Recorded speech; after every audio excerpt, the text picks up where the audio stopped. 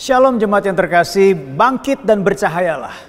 Senang sekali menjumpai Bapak Ibu Saudara sekalian dimanapun berada. Hari ini kita kembali mendengarkan renungan firman Tuhan dengan tema pakaian orang pilihan Allah. Sebelum kita mempelajari firman Tuhan, ada satu ilustrasi. Ketika kita berpakaian seharian, maka saya percaya pakaian itu sudah terkena keringat, bahkan mungkin ada debu, bahkan mungkin ada kotoran yang menempel pada pakaian tersebut. Ketika kita pulang ke rumah, tentunya kita pasti akan mandi.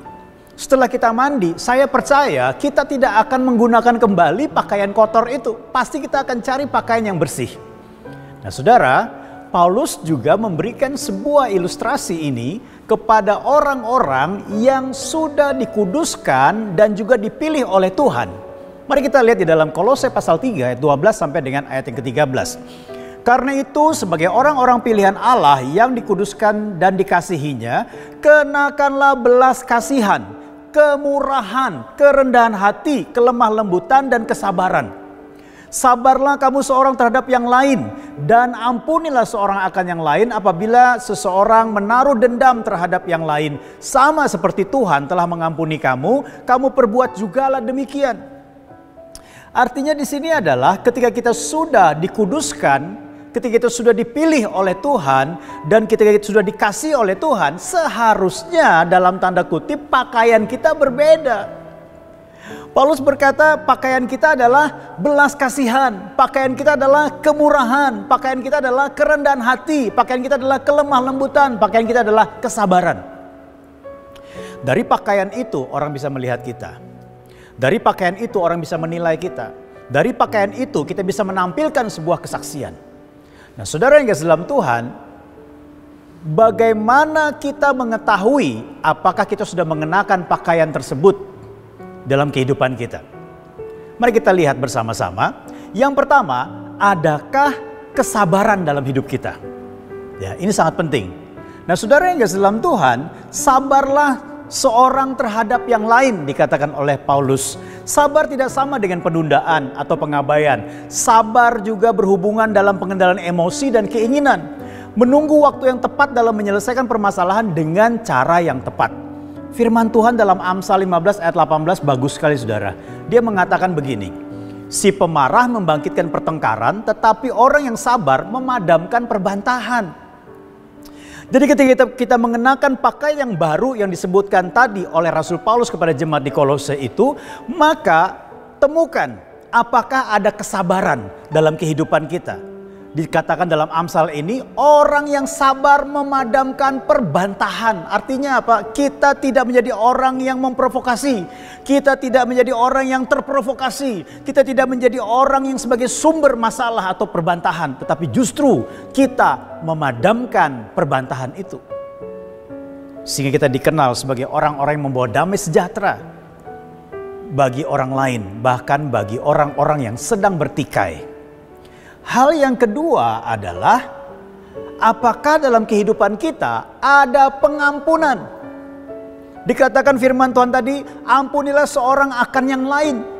Setiap hari kita dikelilingi oleh orang-orang yang tidak sempurna, baik secara karakter maupun temperamen.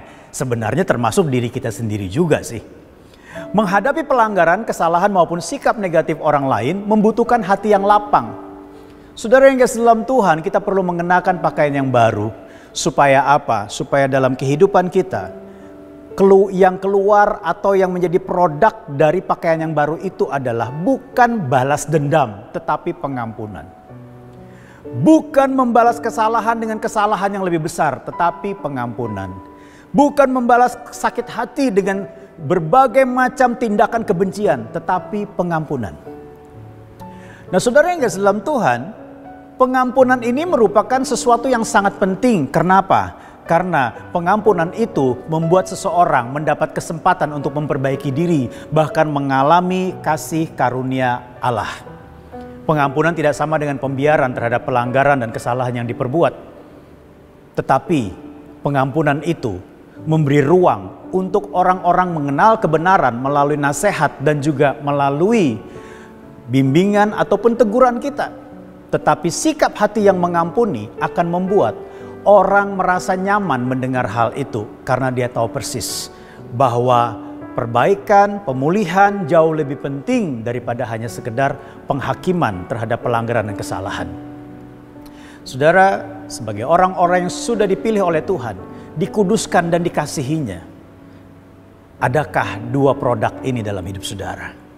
Karena engkau telah mengenakan pakaian yang baru, yaitu yang pertama kesabaran, dan yang kedua pengampunan.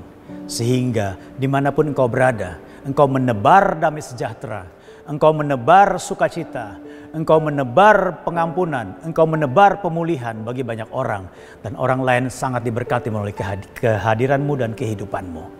Tuhan Yesus memberkati. Mari kita berdoa.